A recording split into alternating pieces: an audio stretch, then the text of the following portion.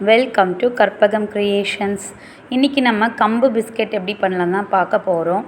நான் இதுக்கு முன்னாடி வீடியோஸ்லலாம் வந்துட்டு மைதா கோதுமை மாவு வச்சு தான் பண்ணியிருக்கேன். ராகி பிஸ்கெட் கூட போட்டிருக்கேன்.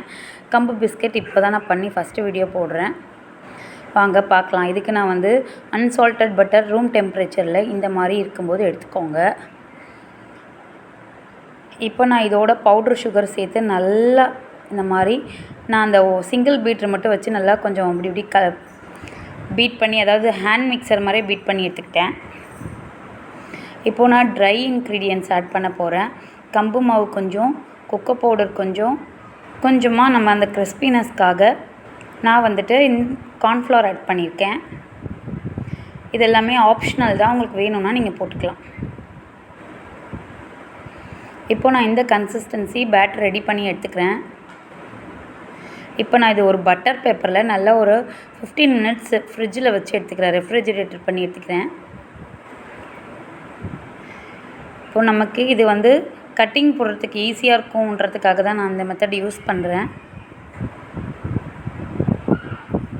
பாருங்கள், நம்ம ரவுண்ட் ஷேப்பு எதுனாலும் நம்ம குக்கீஸ் கட்டர்லாம் இருக்குது. நீங்கள் அந்த வச்சு ஸ்டாரு, சர்க்கிள், ஸ்கொயரு, ரெக்டாங்கிள் எதுனாலும் போட்டுக்கலாம். ஹார்ட்டின்னு பொம்மை ஷேப்ஸில் கூட இப்போலாம் குக்கீஸ் கட்டர் நிறைய இருக்குது.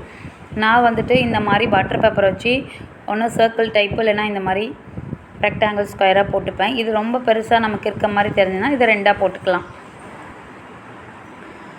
இப்போது நம்ம வந்துட்டு ஃபஸ்ட்டு ஒரு பேட்ச் மட்டும் நம்ம பேக் பண்ணி எடுக்க போகிறோம். இதுக்கு நான் ஓடிஜி 10 மினிட்ஸ் ப்ரீஹீட் ஸ்டார்ட் பண்ண வச்சுட்டு வந்திருக்கேன். 170 டிகிரி செல்சியஸில் எனக்கு கரெக்டாக 13 மினிட்ஸ் ஆகும் இந்த பிஸ்கெட்ஸு. நான் ஃபஸ்ட்டு அந்த பேக்கிங் ட்ரேயில் இந்த மாதிரி கட் பண்ணி வச்சுக்கிறேன். இந்த ட்ரேயில் வந்து நம்ம பட்டர் பேப்பர் போட்டால் நமக்கு ஈஸியாக எடுக்க விடும். நான் ஒன்றும் பண்ணலை, ஆயில் கூட க்ரீஸ் பண்ணலை, வந்துடும், ஒன்றும் ஒட்டாது.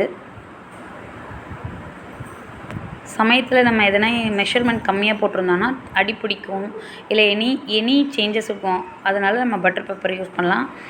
நான் மெஷர்மெண்ட்லாம் கரெக்டாக தான் போட்டிருக்கேன். இப்போ வந்துட்டு நான் இந்த மாதிரி ரொம்ப பெருசாக இருக்குன்றனால நான் இன்னும் கொஞ்சம் கூட ஷேப்ஸை வந்து கட் பண்ணி பாதியாக எடுத்துக்கிறேன்.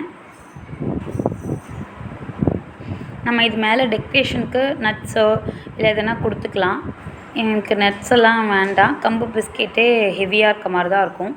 அதனால் நான் ப்ளெயினாகவே பிஸ்கெட்டு பண்ணிட்டேன்.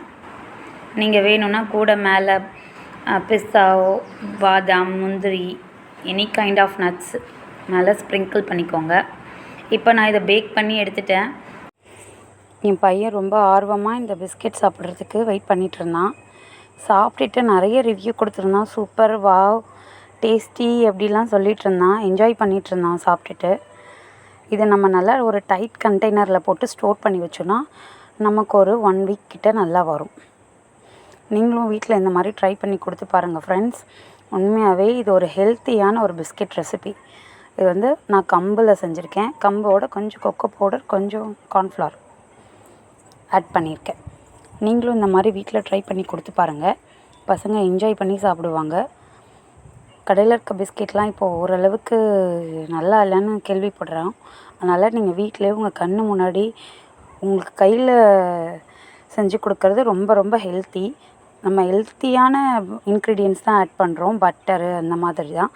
அதனால் நீங்கள் வீட்டிலே ட்ரை பண்ணி கொடுத்து பார்த்துட்டு எப்படி இருக்குதுன்னு சொல்லுங்கள். வீடியோ பிடிச்சிருந்தால் லைக் பண்ணுங்கள், ஷேர் பண்ணுங்கள், சப்ஸ்கிரைப் பண்ணுங்கள். தேங்க்யூ ஃபார் வாட்சிங்.